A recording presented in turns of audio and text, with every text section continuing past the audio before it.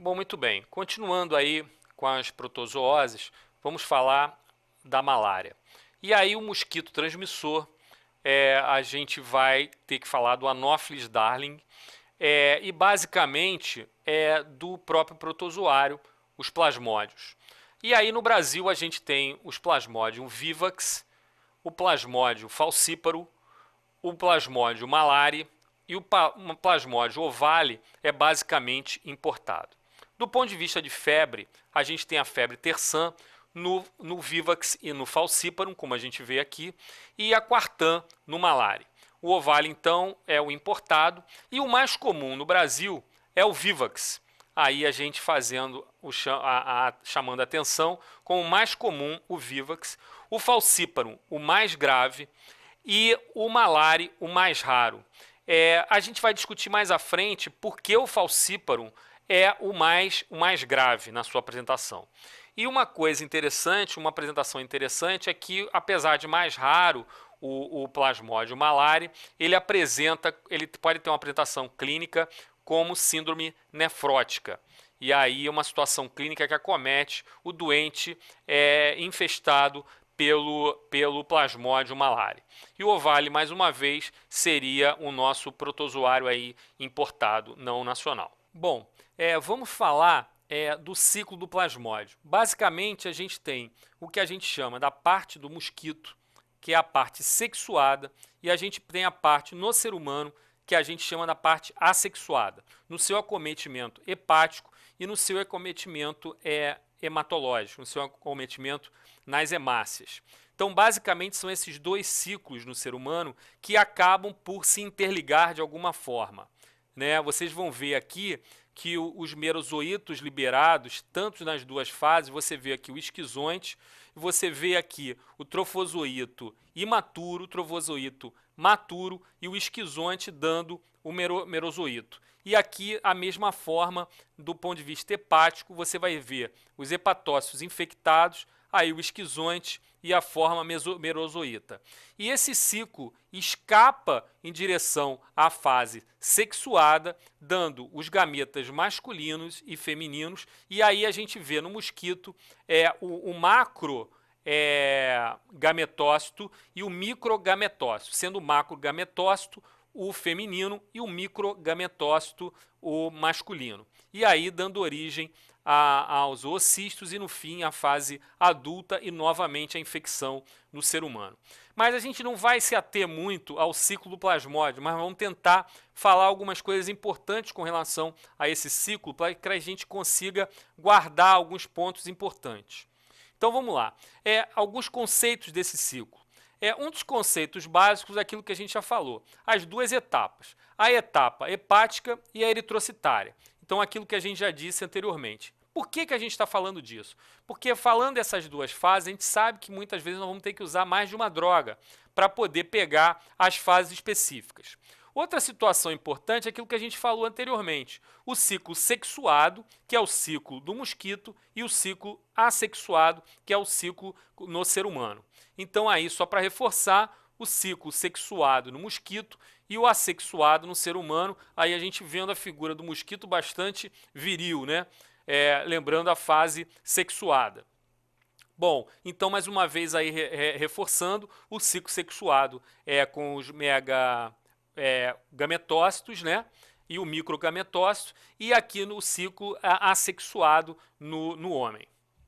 Bom, e outra informação importante com relação ao conceito do ciclo é a forma hipnozoíta do Plasmodium vivax, que é uma forma que fica latente, escondida para reinfecção, para reinfestação na fase, na etapa hepática no homem. Então, o Plasmodium vivax tem essa forma hipnozoíta, que é uma forma que fica latente e costuma reinfectar o ser humano.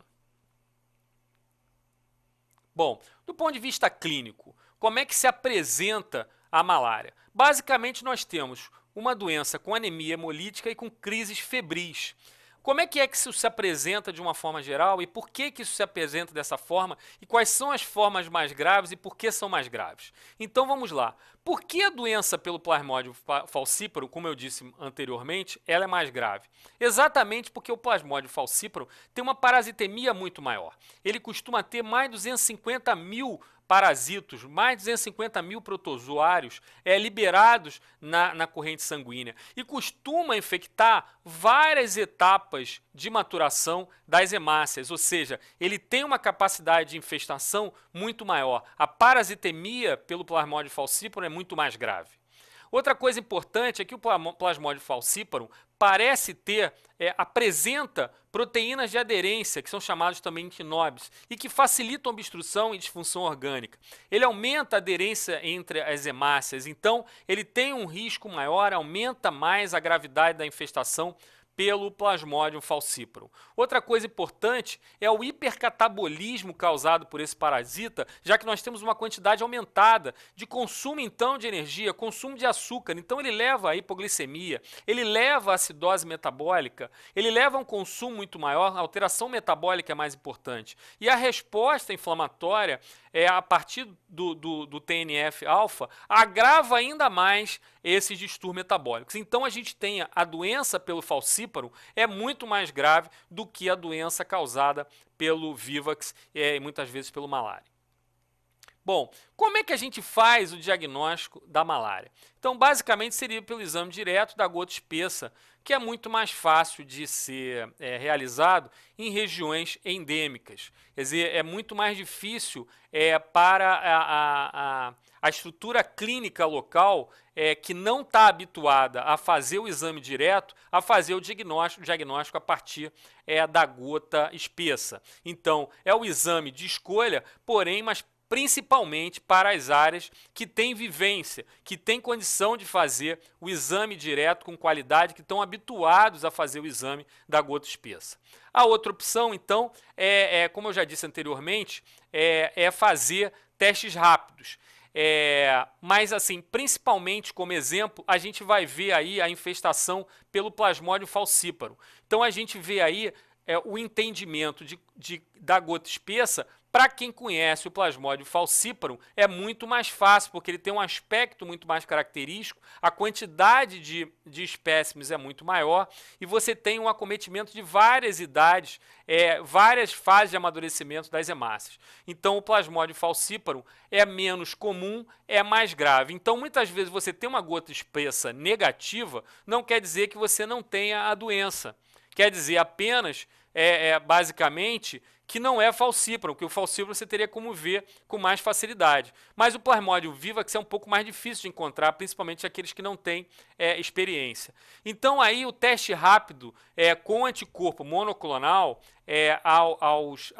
às espécies de Plasmodium é o exame de escolha para os locais onde não há endemia, onde as pessoas não têm a experiência suficiente para fazer o exame de escolha, que é a gota espessa. Então, o teste rápido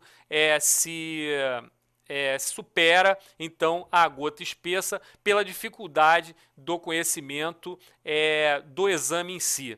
E como eu disse anteriormente, você tem uma gota espessa negativa, lembrando mais uma vez, apesar do Vivax ser o mais comum, muitas vezes é mais difícil localizar. Então não afasta na gota espessa quando você não localiza o Vivax. Se você localiza o falciparum, muito bem, porque ele é o mais frequente, mas não afasta quando você tem uma gota espessa negativa a possibilidade de você ter uma malária. E aí você tem então o teste rápido para áreas não endêmicas, onde as pessoas não têm vivência da gota espessa com anticorpo monoclonal contra as espécies de Plasmodium. Bom, muito bem. Qual é a conduta então no tratamento da malária? Quais são os armamentos terapêuticos que nós temos?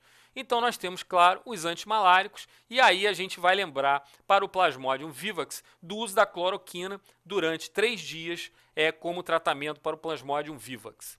Do ponto de vista de infecção, de infestação pelo Plasmodium vivax, você pode ter ainda o tratamento associado, como a gente já disse, dando atenção às duas fases do acometimento no ser humano, que são a fase hepática e eritrocitária, a fase hematológica.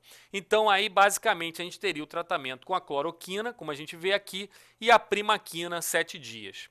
A gente não pode usar a primaquina em gestante, está contraindicado o uso de primaquina em gestante, e a primaquina tem uma função importante, né, que é acabar com o hipnozoíta. A gente disse que o Vivax tem essa peculiaridade de manter lá o hipnozoíta, essa forma hipnozoíta no parênquima hepático como uma tentativa de recomeçar o acometimento no ser humano. Então, a primaquina é a que mata, é a que consegue extinguir a forma hipnozoíta. Portanto, esse esquema aqui, cloroquina com primaquina, fazem o esquema de tratamento Plasmodium vivax. O Plasmodium falciparum, então, nós teríamos o artesonato, a mefloquina e ainda a primaquina 1 dia. E nas formas graves, a gente tem aí o artesunato, 6 dias, e a clindamicina como tratamento nas formas mais graves.